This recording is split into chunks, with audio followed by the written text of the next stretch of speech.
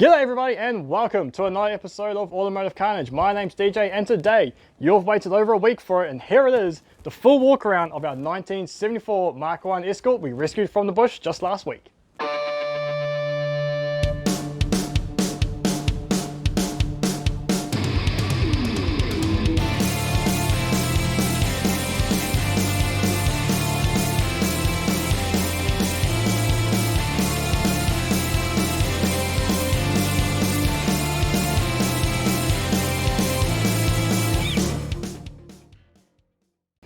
Okay, so here we are. You've been waiting a week for this moment, and today we are finally going to go around the entire vehicle and we'll look at all its good points, all its bad points, and what's actually left of this 1974 Mark 1 Escort that we found. Well, I can't say I found it. My friend Merv showed me where he dumped this car a long time ago, somewhere about 96, 97. He left it there and it's been sitting ever since. And because of how unusual it is for a bush car, it is actually been left alone. Like, no one's nicked too many parts out of the engine, no one's really nicked too much off it because they can't use it on other Falcons or Commodores to keep those cars running. It's a real oddball of a bush wreck car in our area. So anyway, enough rambling about that, let's just jump straight into it. Starting at the front here, what's actually left of our 74 Escort.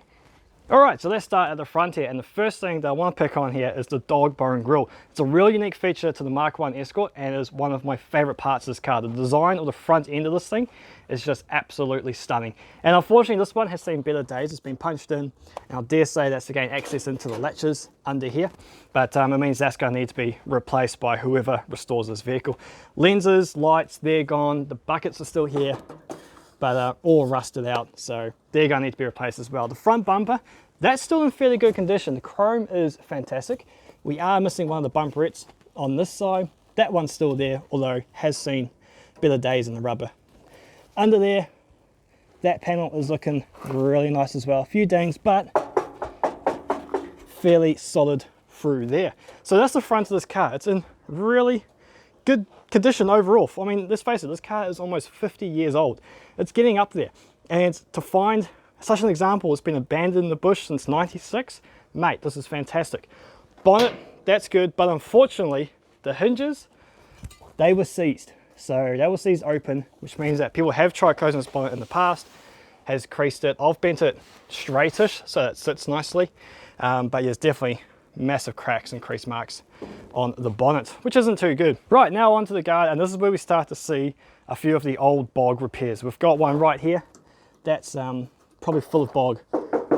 I dare say maybe not in there, but we've definitely got bog up the front here, and judging by where the badge used to be, we also have bog at the back of this guard. So that one definitely is going to need some massaging and some work, but overall not too bad. Hub, well, the hub's not there, but it is there, so we do have it at least. Gonna need new bearings, but that can all be serviced. That's actually in not too bad condition.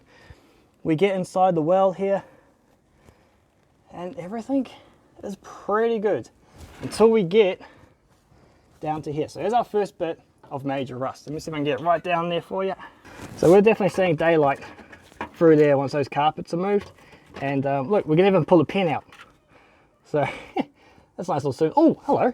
It's got engravings on it. What's this say? Hillary Holland. It's a committee pen. What is this? Hang on guys, let me clean this up and we'll be back. Okay, no joke, this is a really awesome find. I did not expect this. When I first saw this in there, I thought it was going to be just a bit of a gag and a bit of a pen, but this is actually pretty special. So this is it's engraved, probably can't see it there, sorry, but it's engraved Hillary Holland, M&B Committee, 1977 to 1978. Now, the actual make of the pen is a cross, which I don't know too much about. I know nothing about pens, but the markings up here say V20 12 karat rolled gold, made in Ireland.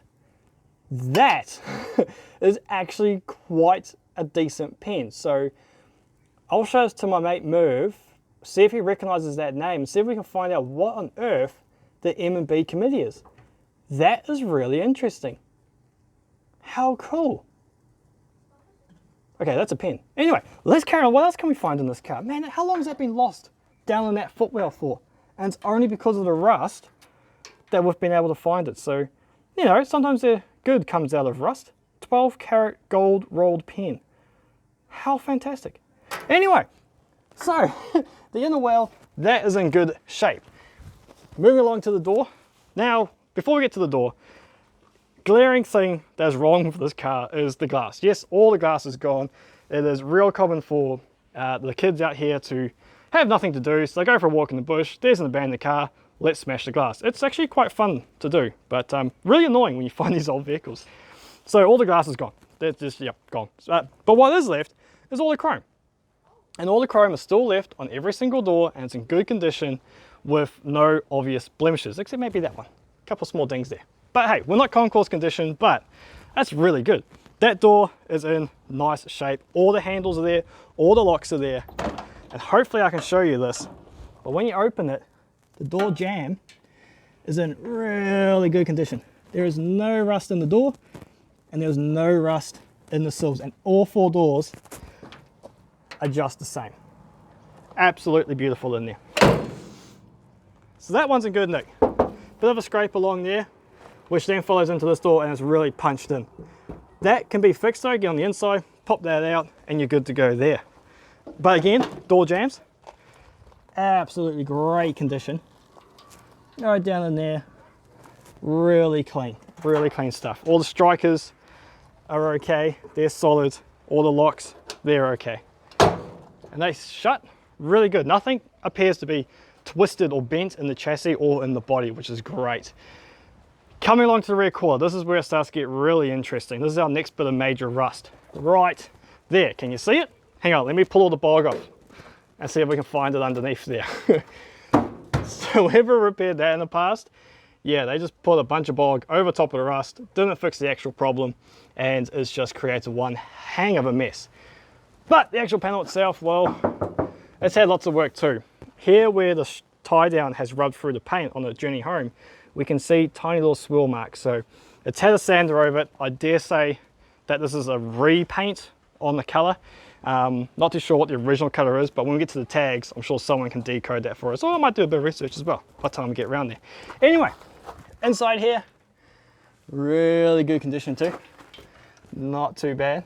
But then we get down to here into what begins part of the spare wear well. Then there's more daylight coming through there as well. So that's a bit interesting. While we're under here, let's check out the diff. We have our full brakes assembly is here, but we are missing the studs. They've been knocked out. Obviously someone's tried to steal those and use them to fix another vehicle, which is no good because the threads and the stud pattern is completely different to anything else, especially modern stuff. But yeah, look at this. Everything is still attached to the diff as far as I can see and is in good condition. Considering it's been sitting in the bush, we still have a dry shaft there. I mean, oh, we're missing part of the exhaust though. I've just noticed that. Should be hanging off of there. That's gone. So, oh yeah, there you go. You can see it snapped off just down there. Tiny little pea shooter exhaust. That's gone. So that's okay. Looks all right. What about under there? Can you see under there? Yeah, no rust in around there. Oh, what's that? Is that rust or is that? No, that's just a bunk. That's okay. So, you know, the rear end of this vehicle is still in usable condition. I mean, we could probably get this thing running, but I don't want to say that just yet. Anyway, let's carry on around the outside. Oh, up onto the roof. The roof is, well, there is one, so that's a good start. No, only a bit of surface rust. The guttering looks good. Nothing too bad there. Yeah, but that rust is only surface on here. I did find some in where the rear window goes. Where did I find that? I think it was on the other side. No, it wasn't. It was right there, down the bottom. So it's all pulled in the center here, and we've got a few holes in that. While we're up here, actually, we'll check out the parcel shelf. And the parcel shelf, let's pull this up. Get this out of the way. That's all destroyed anyway. All right, pull it up, and oh gosh, that definitely needs to be replaced. But that shelf, from the outside anyway, looks to be in fantastic condition. We can't see too much rust coming through, even up into the ABC pillars through the back here, on the inside of the roof. Really good, really good sheet metal in there still. The boot, which I just covered in gunk. Well, the boot's there, but what we do have, problem that we have, I should say, is that there's a dent in here, so we can't actually open it. But we should be able to lever that up, open the boot, and we'll see what it's like inside there as well. Before we do that, let's just check out the rear end of this, right? Tail lights, the bodies are there, but the lenses are gone, obviously. Oh, that one's gone. Another bumperette gone. But the bumper itself, yeah, that's in usable condition. Can't go wrong with that. Now, someone's tried pushing this car, I dare say, because we've got right along from about here, right through to here is just stoved in. And you can see here, you know, there's a bit of it where the seams cracked open, got another dent in here. So someone's pushed this vehicle to its final resting spot and has caused a bit of damage to the back there. Someone's definitely had a crack at trying to open this with a crowbar and has bent the sheet metal around here. They've taken the lock out. They've really tried finding out what was inside the boot. Obviously all the badges are gone. They're one of the first things to go, but let's get a pry bar, pop that dent out there, and then we can actually get into the boot and see what that looks like. Okay, here we go. And look at that, self-opening boot. Man, this car was ahead of its time back in the 70s, and it still works. It holds itself there, which feels fantastic. So the springs must be in good condition still. And yeah, we still have the jack usage sticker. Man, they really took their time to put that on correctly, didn't they? Look how crooked it is. Would you expect anything else from Ford though, really? Anyway, our channels around the boot here. Well, that one's still in good condition. All right, let's have a look down there. Look at that, barely any rust in there, which you'd think would rust out fairly quickly in the car. It's sitting out in the weather, uncovered. Down that side too. That's all. Look, there's a little bit of a pinhole there in the corner that I just made bigger, so that's going to need a little bit of work. Around there, that looks okay. Under the guttering, that looks okay. And then inside the actual boot, well, it's definitely a mess. We still have the rubber mat, so we should probably pull that up to see how bad that is. But unfortunately over that side, I can see daylight, so let's go check that out. And yep, there's the other side of that hole that we found before. So that's definitely going to need to be fixed. But as you can see, there's been a lot of dirt and sticks sitting in there, so I'm not too surprised actually. That's not too bad. If we get a stick of our own, shuffle around some dirt here. And there's a bit of dirt trapped up in there. A bit trapped in there, but that's pretty solid actually. It's just right on that corner. Bit of a clean out and it will be good to go. What about in here? That's not too bad under all that as well. Yeah, that's pretty solid there, all the way up there. That's good for a spare wheel. Well, still got the back of our lights here. They've seen better days. Can't see too much. Look up in here. That's all. Up underside that parcel shelf is in good nick. Right around there. Man, this is definitely one of the better bush wrecks we've ever found. Fuel tank's still there. Yep, that sounds all right. So I reckon we pull this up. Actually, no, we'll carry on showing you around the outside of the vehicle, and then we'll come back, pull that up, and see what it looks like from the top on that side. Anyway, let's get around here. Okay, coming down this side. Still got a bit of chrome trim. That's definitely seen better days. That's all dinged up and not looking too good. We are missing the fuel cap, so that's going to be replaced. Bit of rub mark there from where the tie down was holding this car onto the trailer. Yeah, we've got bog in there. We can see where the stress marks are from doing the job not quite correctly. That's definitely going to need to be stripped back to see how bad it is in there. But you know, it sounds all right. Up there as well too. In the archway, look, we've got a bit of a pinhole here. That's right, bit of rust there. Coming up around there, needs a tidy up. Bit of surface rust starting to bubble there. There too, probably for that might go a bit deeper than oh it looks. Oh look, here we go. Yep, down in that corner too. That's going to need a good tidy up right along there, I reckon. Underneath isn't too bad. Can you see that? It's a bit of an awkward angle, I know, but you can really see under just how tight it is under there. I'm impressed, you know. A car's been sitting out there for 20 plus years. It really isn't that bad. You can really do something with this. Okay, anyway, so on this side we've even got wheel studs on here. Obviously by this time the would-be thieves realised that the studs weren't going to work on anything else. So yeah, our entire brake assembly is there, which is fantastic. Our entire suspension, that's all there as well. You know, looking at the diff from this angle, it's still in good condition. And again, a bit of rust coming down this sill, but inside, look, we still have door handle on here as well. Come on, open up. Wow, look at that. That is fresh and clean down in there. Sorry, I can't open it much further. It's hitting on the trailer.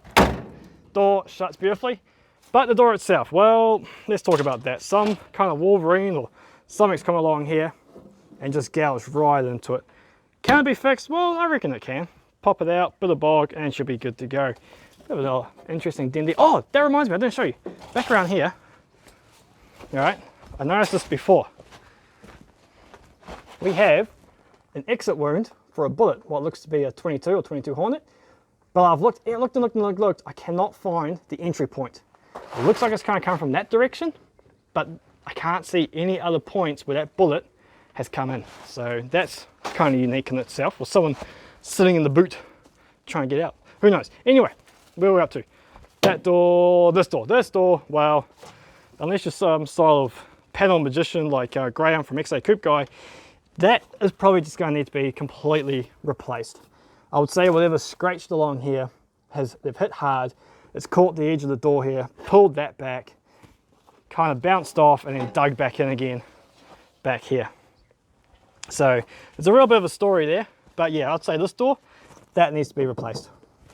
Unless you can really know what you're doing. But anyway, wing mirrors, they were gone on both sides. I can't really can I open this door? Oh yeah, we can. Click down in there. Now this is what another clue that tells me this car's been repainted. The sticker is there for the tire sizing and pressures in that, but as you can see, it's got quite a bit of overspray on it. So this car has definitely had a full body respray at some point. When? Oh, who knows. But as I said before, chrome work, that's all here, that's in good condition on all four doors. All the glass is gone, right? And coming along here, massive dent along there. We have the hub, but we are missing the studs. But up in the well, really good condition up in there. Oh, except for down there, again, another major part of rust. I know it's a weird angle, it's the best I can get you at the moment. So, yeah. Oh, and someone's attacked with an axe there. So we've got a hole there, and yeah, someone's done a dodgy repair of some bog in the corner here. Again, they haven't fixed the rust. They tried doing a bit of brazing there by the looks of it. They haven't fixed the rust, they've just covered it up with more bog and hoped for the best. And I mean, why would you go through the effort, taking the window out, bogging it, putting the window back in, but not actually fixing it properly? I don't know. I really don't know. But that's the only bit of rust around the windowsill, which is really cool. So there we have it. That is the outside of our Mark 1 Escort. And I feel that for a car that's been sitting since about 96, 97, that is in really good condition. Again, guys, this car is almost 50 years old. And it's really good condition on the outside. So let's move on to, we've only got two areas left to look at now. We've got to look at the power plant and the engine, and we'll go check out the interior. Now, as much as I know you guys want to see what's underneath here, let's start with this interior first, because there's a lot of cleaning up that needs to be done inside here. So as you can see, there is a lot of glass, a lot of debris left from sitting out in the desert for 20 plus years. All the smashed glass from the kids having their fun. And all the seats are perished and everything is just really gone. Now the carpet is in really bad condition. So we're going to pull that up to see the rust from inside to see how bad it really is. We saw a little bit through the footwells in here and on that side. So we want to pull it all up and see how bad it is from this side. But while we're in here, the dash, well, that's going to need to be reupholstered. It's got cracks. The air vents are well and truly decayed in the sun. Steering wheel's gone. The gauges have fogged over from the immense heat that's out here. But a lot of this part's still here. We still have the AM radio. We've got what I believe to be an aftermarket aircon system and automatic transmission, 3-speed. Still got parts of the seats left. I mean, you could reupholster those if you need.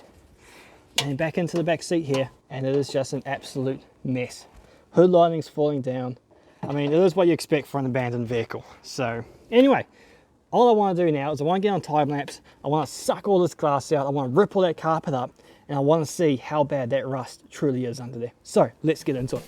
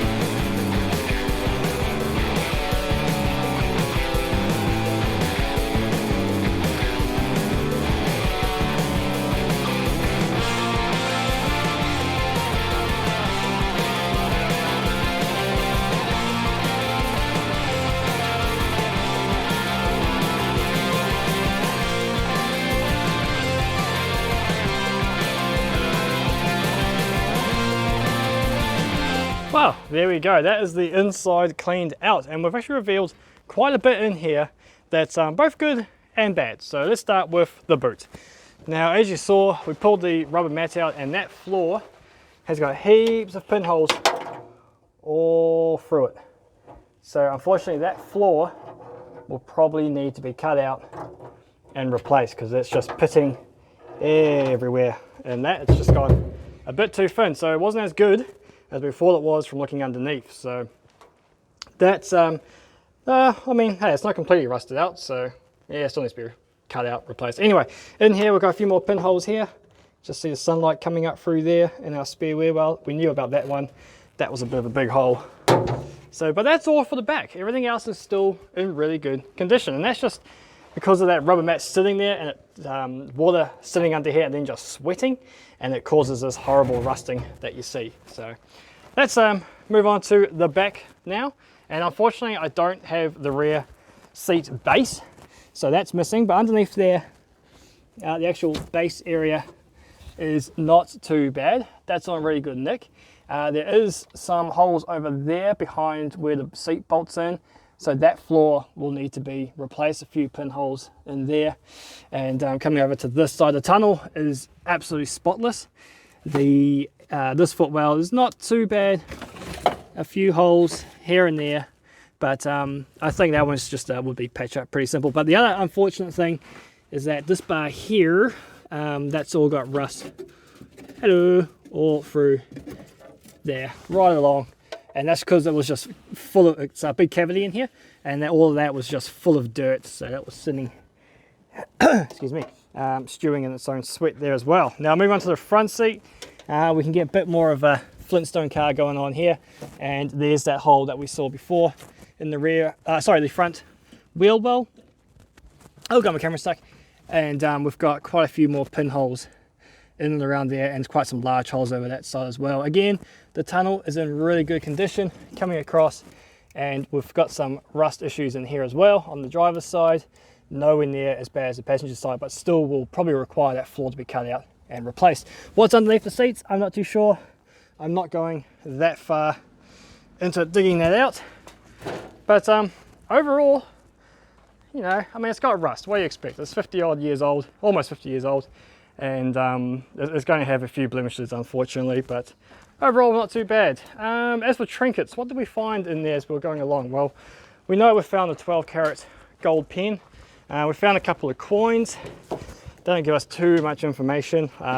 10-cent coin, that's 1990, and a 2-cent coin, so we know that's from the 80s sometimes. So we know the car was still driving at that time, and it was parked up around the late 90s. But in here we have this, a Digimon card. Now if anyone remembers Digimon, that was my era.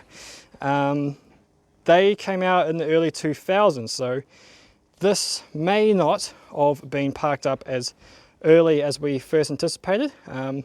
Otherwise, how did this little card get in there, you know? So that was found right about there, somewhere in amongst all the dirt.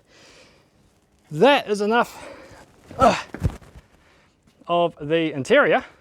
I think now we move on to what is quite possibly the most interesting part of this car, and that is the very heart of it. So let's get all this crap off, lift the bonnet up, and let's see what we're dealing with. So, what is the engine in this vehicle? Now, if you've seen the previous video, you will know that the engine is nearly complete, 90% there. What is it? Well, I can tell you is it's not a 2-litre Pinto. Hang on a minute. Right, put that up there. Oh, no, that's... Stay there. No, we're going to take the bonnet off. Please hold. Okay, here we go. So, it's not a 2-litre Pinto. What it actually is, I have no idea, because I do not know my old small Ford engines. I'm assuming it's a 1.2, 1.3 litre, somewhere around there. Interesting for the bush wreck side of things is it still has its carburetor. It is really, really unusual to, oh my gosh, look at that colour difference from wearing my gloves. Anyway, really unusual to still have a carburetor on it, let alone the entire exhaust system down that side. We've still got the starter motor is attached, alternator still here. We've even got a belt still on it. Still got one of the fan belts, which is incredible. What is missing is the distributor cap and the leads. Now, Merv was saying that the only reason that this car was parked up was because it needed a new set of points. They couldn't find a set of points, and so it just ended up sitting in the bush where we found it and never coming back to it. So theoretically, if I had those missing components, clean up the carb, we could actually get this car to run, which would be really, really interesting. Can't get it to move because A, we've only got 2 wheels, and B, we can't get it out of park. It seems to be stuck in park for some reason, but that's all right. Anyway, it still has fuses. Look at that. I didn't notice that before. All the fuses are still here. That's normally the first thing to go in a bush wreck, which is quite amazing. Now, heater line, aircon line, something has been cut off here. That's been cut off and crimped. That's a steel line, wherever that's going. Interesting bush hack we're finding here. The breather PVC valve here is blocked off with a bit of timber. Oh my gosh, that's been in there for quite some time. Let's just put that back in there. All right, that's that. We look in the radiator and we find little acorn looking things, which they're not meant to be in there. So that will have to be cleaned out or potentially changed. Oh, look at the fins. That's pretty decayed down there. Unfortunately, someone has taken the terminal for the negative battery side of things. Brake booster container, that's gone. But yeah, there is quite a lot of it left here. Oh, rust wise in the engine bay, we have this on the firewall. So that's pretty nasty. That's going to need to be replaced. Along here as well, a little bit up in there. A little bit over there. Oh, there's my missing socket. Been looking for that. A little bit there on the tower. Can't see much else. Oh, now tags. I know some people are interested in this kind of stuff. There we go. Can we read that? So what's that? The engine is L, trans is Y, trim S, paint 5. So I'm sure someone will be able to give us a decoding on that as to what this actually came with, and hopefully tell us what size that engine is. I'll be really interested to know that. If you know what engine L is on an old Mark 1 Escort, let us know. Yeah, I've tried to turn the engine over, but because it's stuck in park, we can't rotate it, and it just ends up trying to take the nut out of the crank pulley, and also one of the spark plugs is missing.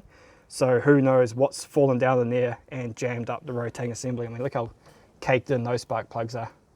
They're not going to come out in a hurry. So yeah, that is the engine of this thing.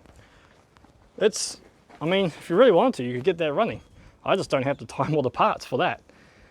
And well, there we have it. That is the full walk around, all the good features and all the bad parts of our 1974 Mark 1 Escort. So absolutely chuffed to have the opportunity to rescue this car and to bring it back to a state where it can go on to another person. So I'm not keeping this car for myself. I'm going to move this on to someone who actually knows what they're doing and someone who will appreciate it more than me. I don't have a connection with the Mark 1 Escorts. Love the way they look, especially the 2 doors, like so many other people. But I'll be moving it on to someone who can really give it the love and attention that it deserves. So if you do know of anyone, or you want to grab this car for yourself, let us know down in the comments below, or hit me up at automotivecarnage@gmail.com. And yeah, we'll have a chat, see if we can arrange some way of getting this car restored. So I would like to get to a rolling state. I have two rooms. I need to find 2 more rooms, which is going to be a bit hard with the 4x108 stud pattern. A little bit hard to come by those rims out here. But I'll do my best to get this thing into a rolling state, because then it'll just be a real attractive package for a good restoration. And I feel someone who wants to get into restoring vehicles could have a lot of fun with this car. So yeah, that's enough for me rambling. Thank you so much for watching. I appreciate you guys so much. The channel's growing really, really well at the moment. Yeah, thanks so much for watching, and yeah, following us going out in the bush and finding more of these cars, which there are plenty more to go out there and rescue. So see you next time on another episode of Automotive Carnage.